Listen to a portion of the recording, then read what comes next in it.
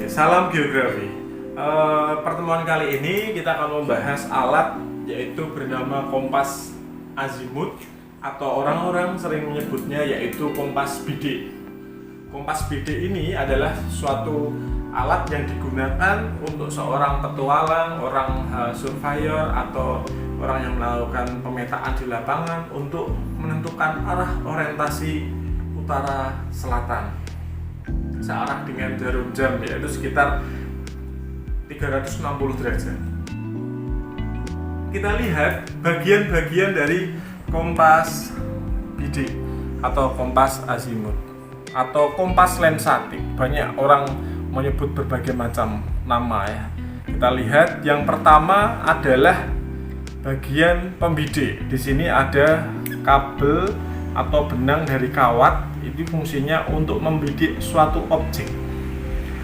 Yang selanjutnya ini adalah orientasi utara selatan, barat, timur dengan sudut 360 derajat. Terus yang ketiga, mohon maaf, ini adalah loop ya, untuk membidik suatu objek. Terus bagian yang keempat ini fungsinya adalah untuk membidik.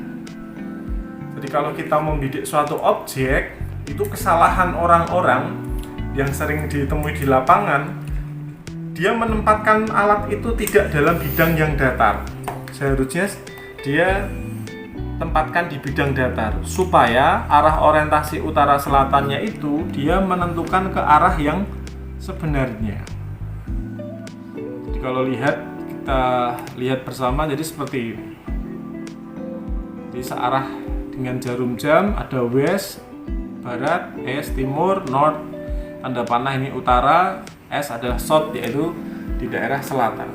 Yang kedua, orang-orang itu rata-rata dia terburu-buru dalam membaca kompas. Jadi jarumnya itu belum berhenti. Kalau kita lihat bagian sebelah kiri saya ini menunjukkan arah utara, bagian kanan saya ini menunjukkan arah selatan. Jadi ketika kita terburu-buru mendaki suatu gunung, rata-rata orang itu akan tersesat. Makanya kita ketika membaca arah ini kita harus hati-hati, apalagi di daerah Medan yang itu pada malam hari. Ada Medan yang kita tidak tahu arah orientasi utara selatan. Dan ini sangat penting, jadi kita harus berhati-hati. Langkah kerjanya atau cara kerja dari alat ini, jadi kita bisa menentukan suatu objek. Saya contohkan ya, ini harusnya memang outdoor tapi kita simulasikan. Kita bidik suatu objek.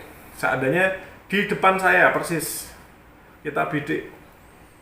Kita dengan menggunakan kompas bidik, objek yang saya bidik terletak di angka, kita lihat lurus ya, tepat itu berada di S. Di timur angkanya pas 100 derajat. Jadi arahnya timur menuju ke 100 derajat. Jadi kalau kita menggunakan arah ini, kita berpetualang atau orientering, ya kita menuju ke arah ini terus, berarti ke arah 100 derajat tersebut. Jadi demikian cara kerjanya, dan kita harus sabar untuk menunggu arah ini benar-benar valid. Ketika kita banyak bergerak, kita tidak tenang, kita tidak di bidang datar, maka ini akan orientasinya akan berubah-ubah, menyebabkan orang pengguna kompas bidik, kompas azimut, kompas lensatik ini akan arahnya akan salah. Dan yang terakhir ini ternyata ada penggaris ya.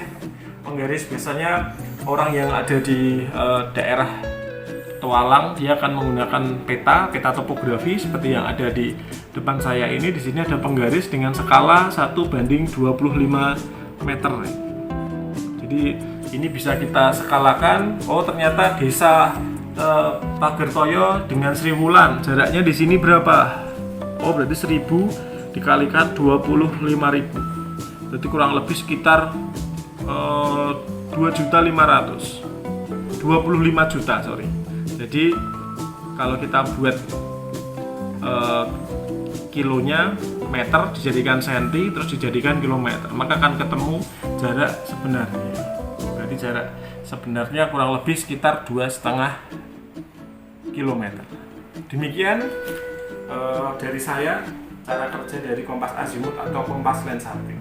Ketika ada pertanyaan silahkan bisa ditanyakan di kolom komentar. Salam geografi, tetap semangat.